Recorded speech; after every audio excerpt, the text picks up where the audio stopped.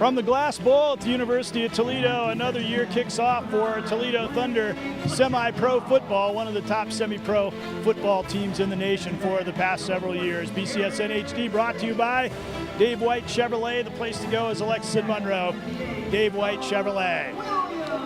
Greg Franke along with Coach Tom Cole here, and the Toledo Thunder, they've been as high as first or second in the nation as far as semi-pro national rankings go, and there's no reason to think they're going to be any different this year, but there's a youthfulness on the team, as often I think needs to be the case in semi-pro football because of all the sacrifice and effort you make, and to keep the younger players coming through, and they've got a lot of new exciting talent this year.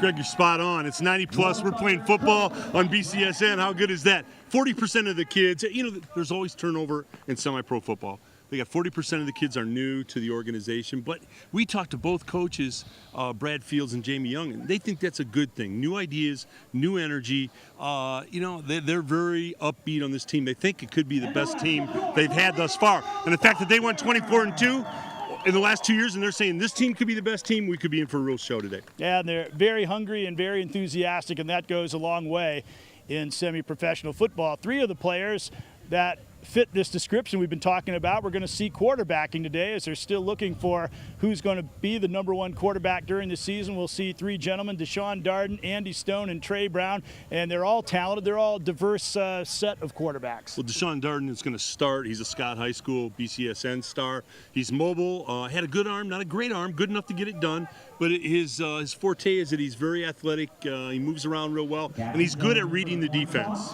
Trey Brown's a 6'4", 200-pounder, and he actually spent a little time here at the University of Toledo. He's very athletic, too, and could throw the ball. We'll see a lot of him, as well as Andy Stone in this game at quarterback. The Toledo Thunder taking on the Wayne County Bengals, a team that over the years has been one of the better teams in the ranks, and we look forward to a good game here today, coming up on BCSN.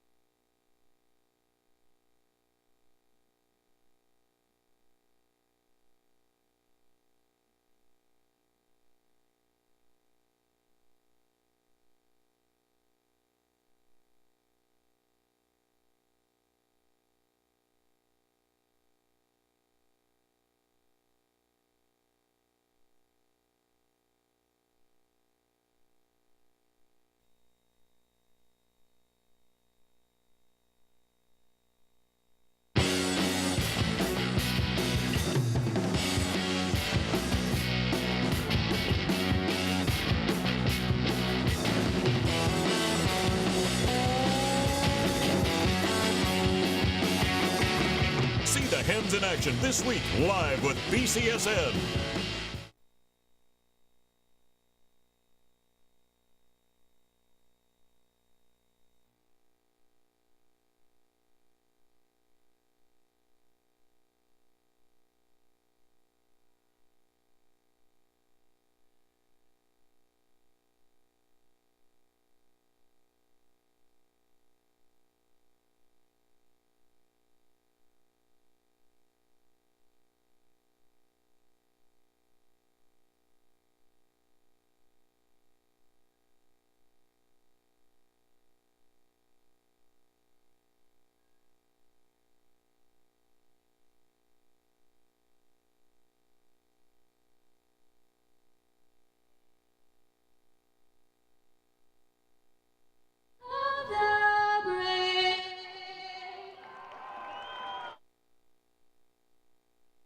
Ladies and gentlemen, let's give another round of applause.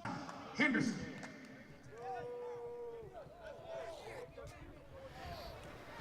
Ready to kick off here between the Wayne County Bengals in the white and the Toledo Thunder, with uniforms with a very similar color scheme to the team that is the occupant of this stadium for the fall football season. The Toledo Thunder will be receiving. And this Wayne County team, they made it to the semifinals of the league playoffs, as the Thunder did. They both lost in the semis last year, but 2 years ago when the Thunder had, at one point, the #1 team in the nation, it was a 10-6 game. They have a lot of college-level talent. If they have an issue, it's going to be they only have 25 players dressed for this game, and that might be a factor as we go along. Well, we've seen a lot of semi-pro football played in the summer like this in the 90-degree heat, and that always becomes an issue, Greg. We know that. Kickoff is taken. It's a short kickoff and out of bounds to Sean Rogers from Bowser High School and Defiance College.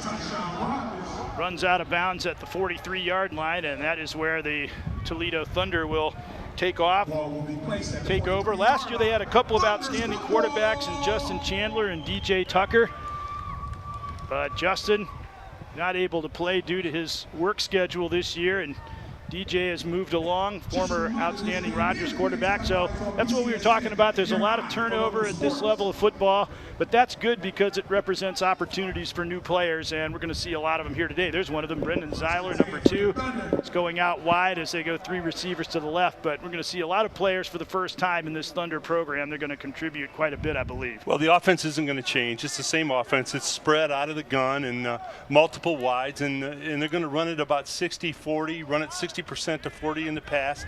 They've got a great offensive line. They feel really good about it. Kaiser anchors it at the center, and he's a player. I'll tell you what, he's a coach's coach up front. Yep. Niels Kaiser and Dominic Wharton, both from Bowling Green. Got a couple of outstanding twin brothers on their line this year as they swing that pass out to the left. But only a 1-yard pickup on the play as it goes to one of the returnees, Ernest Winters, and he's an outstanding kick returner and wide receiver. We were talking about some of the new players, and they have twin brothers, Matt Fields, no relation to Coach, and Lucas Fields. They're both engineering students, too, so talk about twins. I think Bowser High School stars, BCSN stars at Bowser High School, and really smart kids, and they're going to make a difference up front. They both had collegiate potential, but when you're studying engineering, you don't have a lot of excess time. There you saw that'll happen when you have new players, is that they've got to get used to the cadences and get used to working together. And Zeiler, he took off well before the snap. He was in the defensive backfield before the snap. If we were playing in Canada, that'd be fine. That'd be a good move. I think he was still offside, but in the Canada, in Canada they can go. You can be in the backfield before they snap the ball. In Canada, you can get a couple yards past the line of scrimmage and they don't call it. They will go back to the 39-yard line, where it will be 1st down and 15, or 2nd and 14, pardon me. Picked up a yard on the first play and then the 5-yard penalty. Sean Darden, a 5'10", 185-pounder. He quarterbacked Scott, and they won the city title. You may well remember from BCSN. There's a pass out to the 47-yard line, and it's complete to Travis Shepler. And it will be now a 3rd down, a manageable 3rd down and 7 situation. Deshaun Darden's the kind of quarterback the receivers love, Greg, because what he is he's a touch thrower. You know, he's not going to knock you over. He's not going to make marks on your chest when the football hits into your stomach. It's a touch ball, and it's soft, it's easy to catch, and receivers love that. Going to call it 3rd and 6. Back to throw, the left-handed quarterback Darden sprints out to the right. He's got good speed trying to get to the marker. He got run down there by Stacy Gentry, their middle linebacker, one of their defensive stalwarts. Let's see where they spot the ball. Well, they gave him a great spot, and Deshaun's going to have a 1st down, I do believe, where they spotted it. And that was a right foot spot there. Yeah. And that was a heads-up play by Deshaun Darden, because he read that there was nobody open. He was able to elude the one tackler that tried to get an arm on him, and he got outside, broke contain, and knew where the chain was and picked up a 1st down. Andy Stone, the next quarterback we'll see, is more of a pocket passer out of start. And Trey Brown is more of a mixture running downfield passing quarterback. Handoff to Eddie Tolles, and he broke a tackle there and kept right on going. Look at that. He almost got the first down yard. He was really popped by Sebastian Brownie, but he bounced off him, carried a couple more defenders, and he probably got within a yard of the first down. And Eddie Tolles, a Bowser BCSN star, Bowser High School, is such an interesting guy. We talked to him before the ball game. He's such a humble guy. He said, I don't think I'm really that good at running back. He's a great running back. We've watched him play. He is a tornado when he runs the ball. He spins, he twists, he turns, and he destroys tacklers in his way. So last year he was a fire hydrant, and this year year's the tornado. The tornado. Yeah, the Tolles tornado is on the loose. Both appropriate nicknames, and a penalty flag goes here, which is not what you want to have on 2nd and 1, and that motion penalty will take it back 5 yards and make it a 2nd and 6. And again, these are things that you work out. We've talked about this in the past. In semi-pro football, you don't get as much practice time. But they get a couple of days a week of good practices with 40 guys in attendance, including most of the interior line. So that's definitely very promising. But early in the season, you'll have those kind of mistakes. Snap to Darden, up the middle, found a hole and got right through it into the secondary. And finally wrestled down on the 30-yard line by James Humphreys, but it'll be another first down. And he read that very quickly. He saw that he had an opening and took full advantage. Yeah, that's a great call by Brad Fields. Brad Fields, co-owner with Jamie Youngs down in the field. He's calling plays, no pun intended. He's calling plays, and that was a quarterback keep all the way. They spread everybody out with the formation. Brad's just sending in the play now to his QB. They spread everybody out, and it was a read. He was going to take it, and it was just a matter of, am I going to take it right or take it left? It's called a picket play, and the picket means you pick the hole. See him pick the hole, pick the crease right there? That's how you do it. Boy, nice play. And that's the key, is picking the right hole, and he did. And got all the way to the 29-yard line. Brad Fields, formerly of Eastern Michigan, where he played with Charlie Batch, who went on to have some good years with the Detroit Lions. Certainly able play caller. Handoff, and this one goes the opposite way. Cross action, and touchdown for Brendan Zeiler, a misdirection play, and they had everybody going the wrong way. Oh, pardon me, that's number 7. That's Terrence Jones for the score. Well, Terrence has some good speed, good wheels. They ran out of the gun. They ran like almost a little sprint draw. See the sprint draw? And boy, the offensive line just crushed it down on the right-hand side, and Jonesy took it to the end zone. Everybody moved right, and then he went across the green to the left, and there was nobody there. That's one where you go back, Terrence will go back to his offensive line and say, hey guys, thanks a lot. I'm untouched. That was great. Great blocking. Everybody was walled off. Nobody could get back over to where he was. That's absolutely right. And now we have extra point attempt coming up here by Troy Thompson, who is an outstanding kicker. They've had great kicking from Jerry Phillips, so they think now they've got some depth at the position. For example, a game like this when Jerry's not available to them, and the kick is perfect at 7-0. So the Toledo Thunder, an impressive scoring drive, and they lead 7-0 with 10:36 to go in the opening quarter.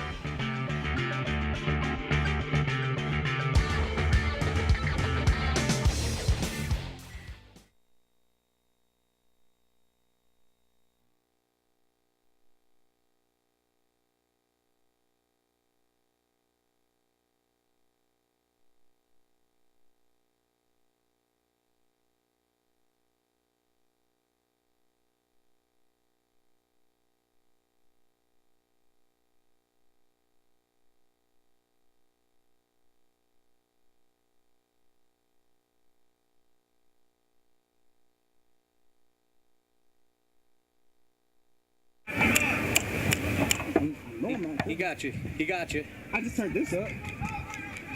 Turned Okay. the audio level shit up. Well, leave it up like that then. I guess.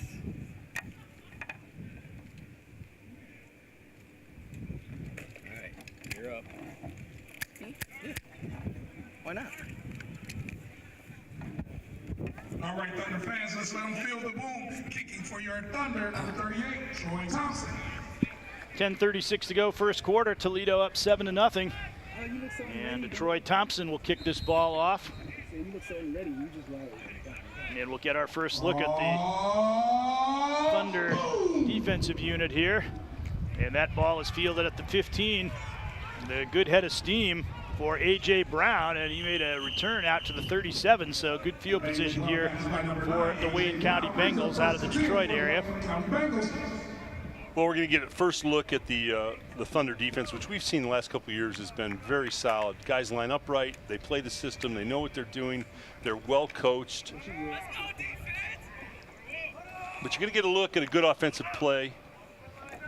A little sprint draw action. That's a great look at the sprint draw. The quarterback starts right, and everybody flows right. The offensive line blocks down to the right, and you give it to your back, and he goes left for a touchdown. Great shot, guys. Hey, discipline right here. Discipline right here. Ball put on the 36-yard line, and that is where the Wayne County Bengals will put the ball into play. David Williams is their quarterback. He is a returnee from last year's squad. It's a good arm and also can run the ball. They'll probably do a close to an even mix of running and passing. You've got good combinations of power and speed running and deep and short to medium range receiving. Outside, rolling out, and the pass could not quite be delivered there. Good pressure was being put on by Eric Spates. And the pass there was intended for number 5, Ernest Bradley. He's probably their best deep threat for the Bengals. Well, interesting formation there, Greg. They're in the pistol or the short shotgun, and they had an I formation behind the quarterback in the pistol, fullback and tailback. So, and they sprinted out left out of that and tried to hit a little chain sideline, but David Williams just didn't throw a good ball. Had to throw it on the run. Right-handed quarterback rolling left under pressure. Difficult ball to deliver, especially your first pass attempt of the game. Second down and 10, direct under center. Hand off, and that one goes nowhere. They meet it right at the line. And immediately it will be third down and long. Well, something we've seen with these Thunder teams through the years, Greg, you and I have seen great defense. The reason they're as good as they are year in and year out is they play solid defense. You know, they don't give up many points. They play their scheme well. Everybody knows their assignment. They line up right. They're physical. They tackle well. When you play good defense and you can run the ball the way they can run the ball, you're going to win a lot of football games, basically. Nick Popoff made the tackle. We saw number 63 coming off. He was an offensive lineman last year. They moved him to defensive line, and judging by that play, it looks like a pretty inspired move. You know what? Nick's a tough guy. He does a great job. He really is a physical guy, and he loves the game of football, and it shows the way he plays. Rogers High School product. There's a pass downfield and a strike to A.J. Brown. He just had to turn his body a little bit, and the ball bounded away. He's going to be very unhappy that he didn't haul that one in, because that would have been a big gain and a big lift for the Bengals. Well, David Williams is moving around in the pocket. He gets hit, but he delivers the strike. You know, that's one, you know where I'm going to be on that side of it. When you put it on a receiver's pads, on his shoulder pad, right or left, doesn't make any difference. You got to catch that ball. That's one you got to come down with. You might have even had good number of yards after the catch if he'd have brought that in. Instead, they go to a punting situation and immediately will put more pressure on their defense. 4th and 12. They're moving up just in case of a fake. A bad snap. They got the punt off, and it will be downed on the 40-yard line. A good job by Timothy Freeman, an Alabama A&M product, to just get that kick away with a lot of pressure on him after he brought down the high snap. Yeah, unusual punt formation, Greg.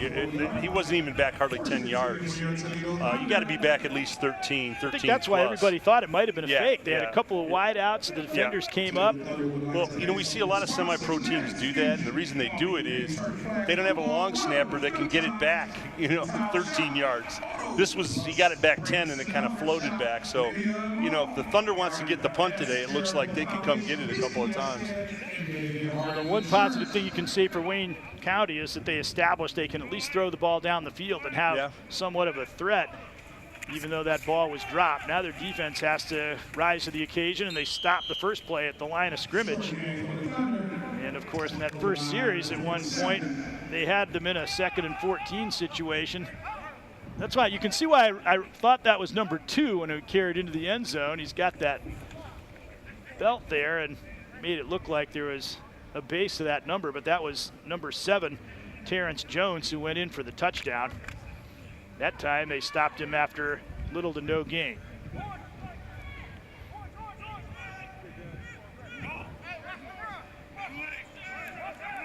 Zeiler in motion. First right, then left, then they hand him the ball. And again, he is stopped right at the line of scrimmage. And it will be 3rd down and long. Well, he's got some quicks. He made 2 cuts, and the last one, it was the right cut. He was going against the grain, and if he'd have broken that one tackle, he'd have gone a long way.